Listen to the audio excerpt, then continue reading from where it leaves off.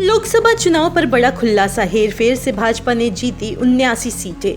कांग्रेस ने एक बार फिर भाजपा पर ईवीएम में गड़बड़ी का आरोप लगाकर चुनाव आयोग से जवाब मांगा है।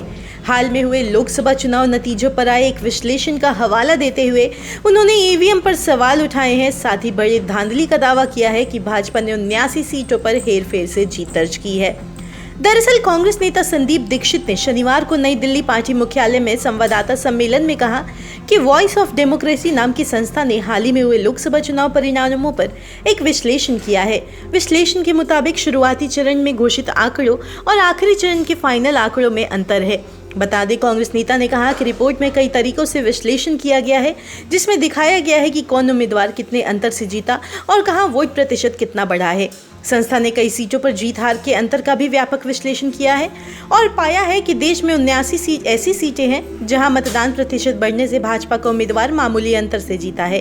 उन्होंने कहा कि यदि विश्लेषण को सही माने तो भाजपा ने इस लोकसभा चुनाव में 79 सीटों पर धांधली से जीत हासिल की है और इस हेराफेरी को लेकर चुनाव आयोग को जवाब देना चाहिए।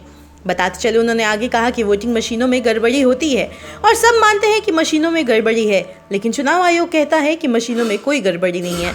तो फिर ऐसा क्यों होता है कि जहां 907 वोट पड़ते हैं वहां 970 वोट कैसे हो जाते हैं और जहां 970 वोट पड़ते हैं वहां 960 कैसे दिखता है।